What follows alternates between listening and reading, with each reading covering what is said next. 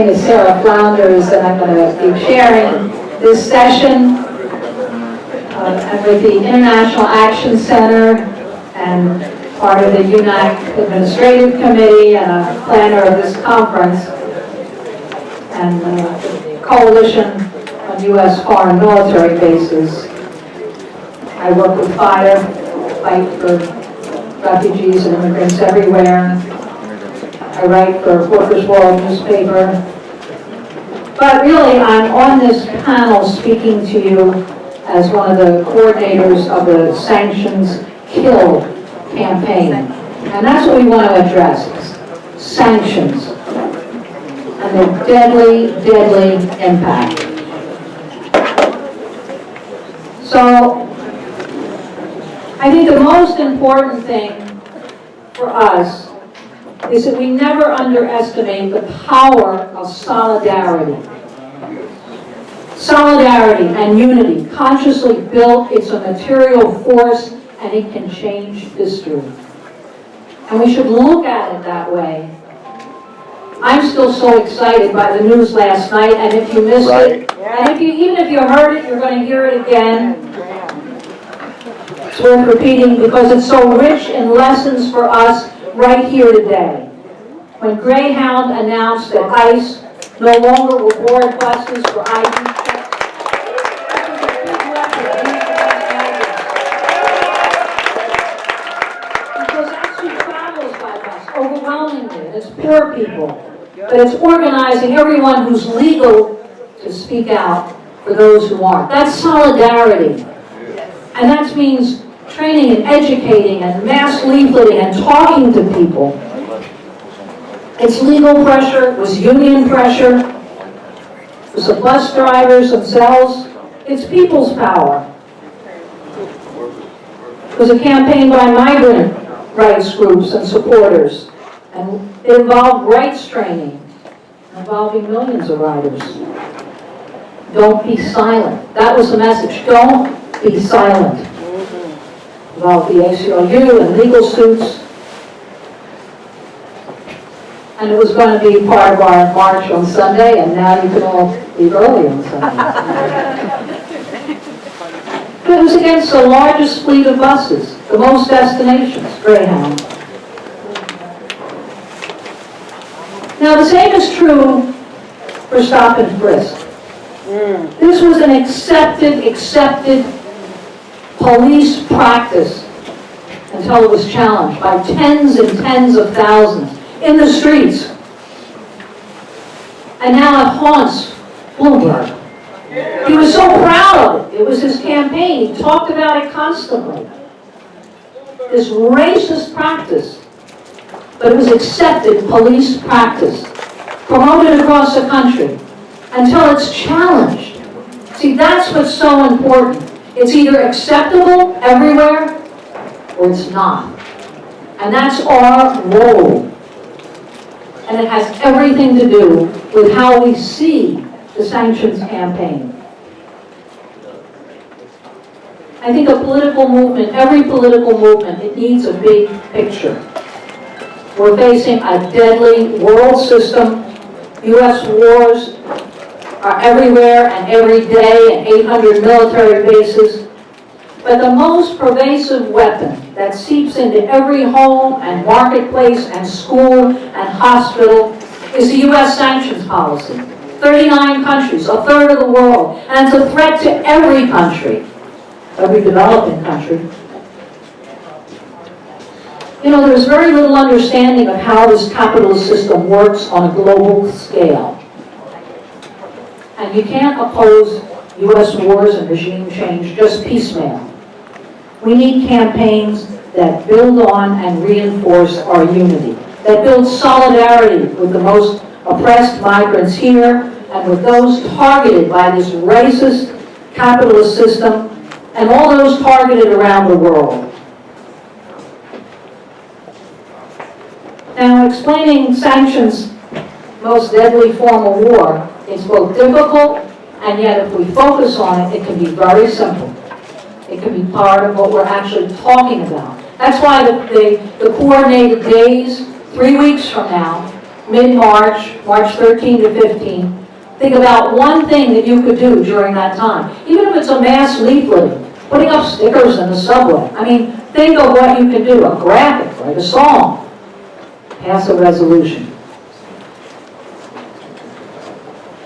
Has lots of potential. The San Francisco Central Labor Council passed a unanimous resolution against sanctions and calling for actions mid-March. Now that's incredible. Can we get some other unions? There are several other unions because of that now planning to pass resolutions on sanctions. Can we get a radical city council maybe? Or a student council? Let's think about this. All kinds of resolutions against U.S. economic sanctions. It's been endorsed by thousands, translated into 18 languages by local activists, both here and around the world. And I'm talking about into Chinese and Farsi and Arabic and Bengali and Malay, Russian, Spanish, Portuguese, Creole, Korean, Malay, Japanese, many others. Venezuela has raised this as a key point of the non-aligned movement, passed overwhelmingly, unanimously also, against U.S. imposed economic sanctions. And we should note it's all together on that. It's U.S. imposed. That's who's pushing this around the world. It's not development. It's can we impose underdevelopment, economic strangulation. It's a form of warfare. The African Union has demanded that sanctions be ended on Zimbabwe. Now, there's some countries we know little about. Why are they even sanctioned? A congressional resolution can just sail through unanimously, voice vote. How about why are there sanctions on Mali, on Mauritania, on Rwanda, on Congo, on Somalia, on Sudan, on Gabon, on Guinea-Bissau, on Zimbabwe? On Iran, we might know about, and Iraq, and Afghanistan, and Yemen. These are all sanctioned countries. Lebanon, Gaza, Laos, Serbia, China, Russia. And I haven't listed half the countries yet. I haven't listed half the countries yet. So, where's this campaign going? What's it saying? This is the first step. We want to make the sanctions policy, U.S. imposed economic sanctions, a word so hated that it can evoke horror, like napalm. Right. As we have to change the thinking on this, like white phosphorus, like Agent Orange, like the U.S. policy of smallpox blankets to indigenous peoples. That's the way the wars have been fought, always, with disease and hunger and isolation and separation. Economic strangulation. That's not a mild political censure. We're talking about economic sanctions. The impact is devastating. As I say, it needs a global campaign. And we should think about it. Like stop and frisk. Unacceptable. We're not going to allow it. It's a racist policy. Now, there are people here who have a lot of experience with campaigns. Let's look at the U.S. imposed sanctions on Iraq. The death of 500,000 children. Madeleine Albright said it's worth it. It's worth it. It's how they think. And it can't be how we allow this thinking to go on. I worked for years on that campaign, on the Iraq sanctions. We did videos and books and delegations and demonstrations and resolutions. And it changed the thinking on it. So today we want to be concrete. You see this chart here? Let's talk about what are sanctions. The U.S. and the European Union passed laws to ban, block, or restrict trade to a specific country or group or an individual. But that's actually sanctions the whole country. You say, oh, this is only small. If you're on the OFAC list, you're not meeting. That's a fact. Currencies are devalued, inflated when sanctions are levied. International credit ratings tank. Countries are pressured to stop doing business. Maybe this is most important. The first sectors affected are generally medicine, the cost of food, power, electricity, water treatment, other essential human needs. And it's because the U.S. holds trade and banking and military dominance over most of the world that these sanctions have killed millions. That's why.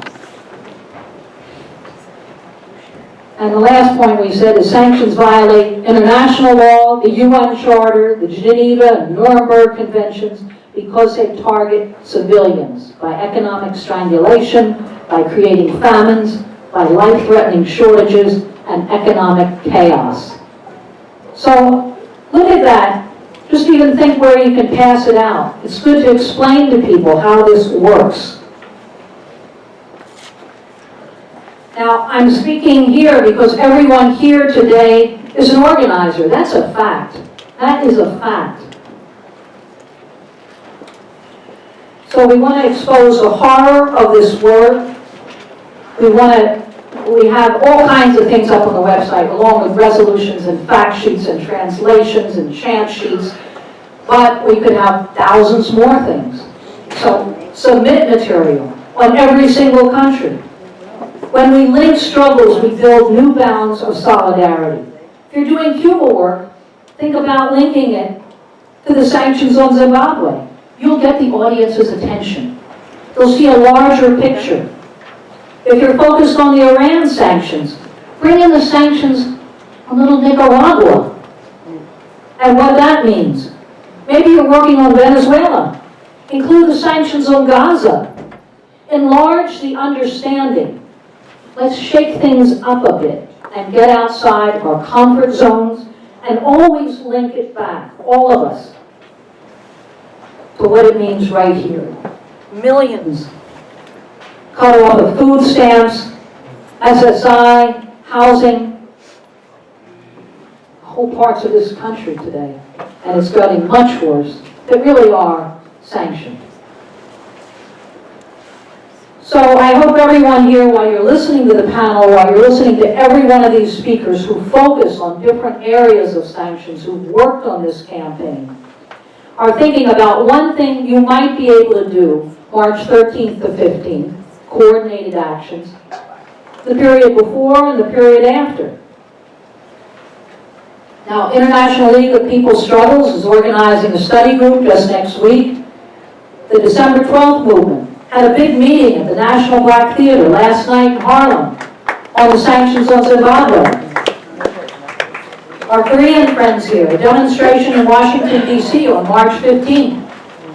Let's talk about U.S. wars around the world. Sign the peace treaty on Korea. Decades and decades later.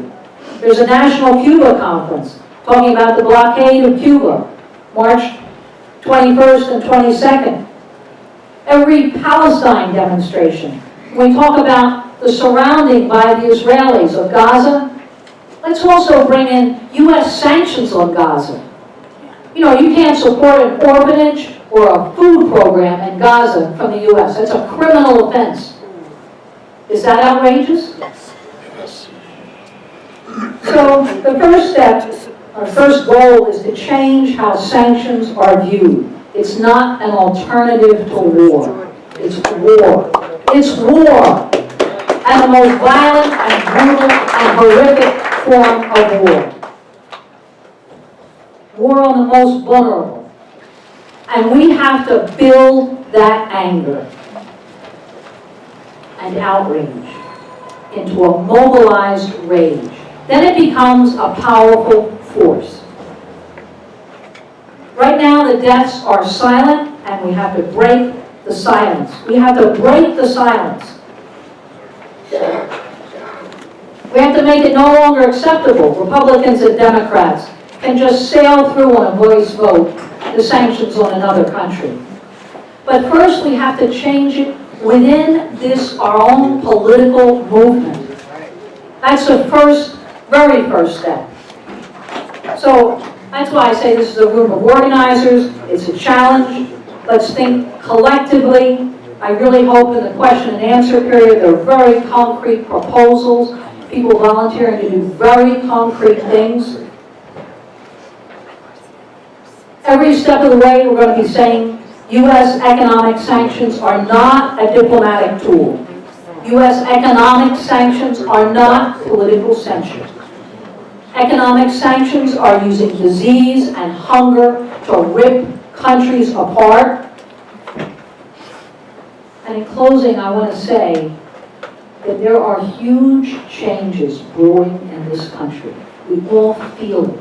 There is a hatred of capitalism. That's a fact. Yes, I agree. So, and at the same time, there are lots of folks who speak in the name of socialism, but who don't address imperialist wars, imperialist policies. We want to talk to that movement. We want to talk to this whole current, but in concrete ways that link the whole world together. That's what really this is an attempt to do.